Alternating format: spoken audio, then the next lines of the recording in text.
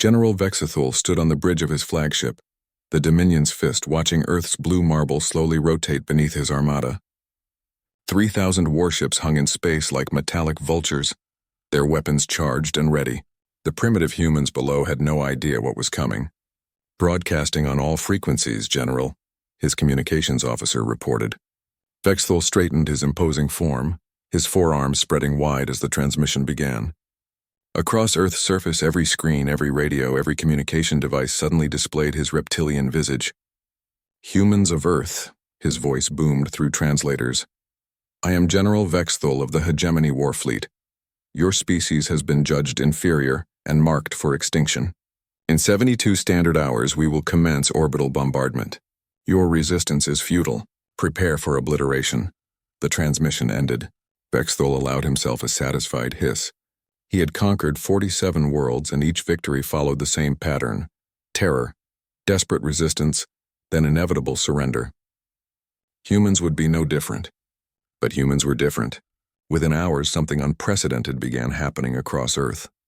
Instead of panic and chaos, the planet's response was coordinated and swift. Every major city went dark. Military installations vanished from sensors. The orbital debris that typically surrounded inhabited worlds simply disappeared. "General," his tactical officer called out, confusion evident in his voice. "We're detecting massive energy signatures from the planet's surface, but they're unlike anything in our databases." Vexithul frowned. "Elaborate." "Sir, it appears they're constructing something. Multiple somethings. The energy readings suggest advanced manufacturing on a scale we've never encountered." The general dismissed it with a wave. "Desperate last efforts. They know they cannot match our firepower." He was wrong. By the second day, strange objects began appearing in Earth's orbit. They looked like nothing Vexithul had ever seen, sleek, angular craft that seemed to bend light around them. They appeared in small groups at first, then dozens, then hundreds. "General!" His sensor operator's voice cracked with disbelief.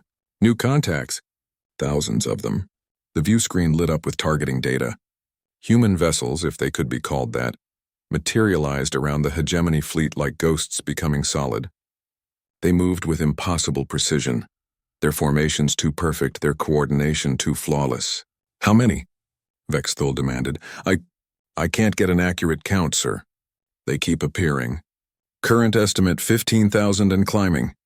Vexithul's blood ran cold. In 3 days, humans had somehow constructed a fleet 5 times larger than his own. It was impossible. No species could industrialize that quickly. Not even the advanced races of the Hegemony. "Open a channel," he ordered. "Let me speak to their commander." The response came immediately. A human face appeared on screen, young, calm, with eyes that held depths Vexithul couldn't fathom. "General Vexithul," the human said in perfect Hegemony standard. "I am Admiral Sarah Chen of the United Earth Defense Force. You promised us extinction."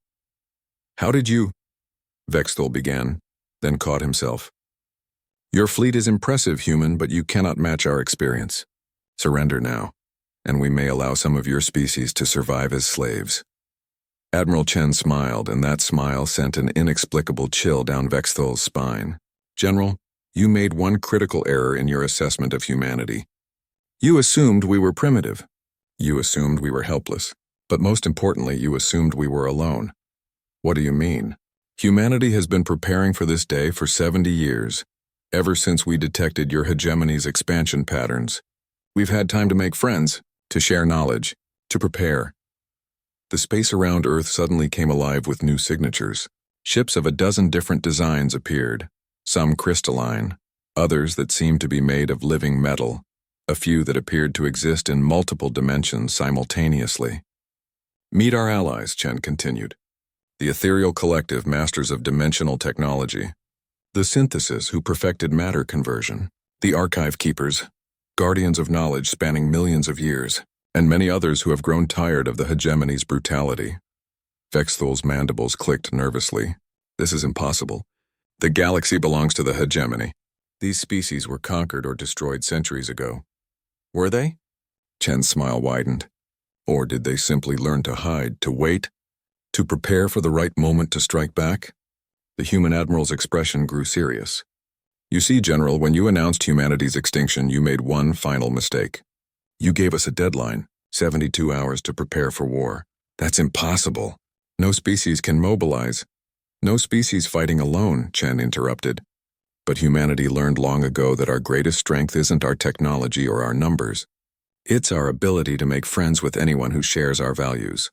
Freedom, dignity, the right to exist. Around the hegemony fleet, the Allied armada continued to grow. Sensors showed impossible readings. Weapons that could unmake matter. Shields that existed in folded space. Engines that drew power from quantum foam itself. You have one choice, General, Admiral Chen said quietly. Withdraw your fleet and never return to this system. Consider it humanity's first gift to you. Mercy, Vexthal's pride warred with his survival instincts. He had never retreated from any world, but he had also never faced odds like these. And if I refuse? Chen's expression didn't change, but somehow her presence seemed to fill the view screen. Then you'll discover what happens when you threaten the friends of humanity. For a moment, space itself seemed to hold its breath. Then slowly, Vexthal turned to his navigation officer. Set course for hegemony space. Maximum warp. As his fleet began to move away from Earth, Vexthal caught one last glimpse of the human admiral. She was still smiling, but now he understood what that smile meant. Humanity hadn't just survived the hegemony's threat. They had been waiting for it. The fleet that had come to destroy Earth vanished into the darkness between stars, but Vexthal knew with cold certainty that the real war was just beginning. And for the first time in his career, he wasn't sure his side would win. Behind them, Earth continued to turn peacefully in space, surrounded by friends.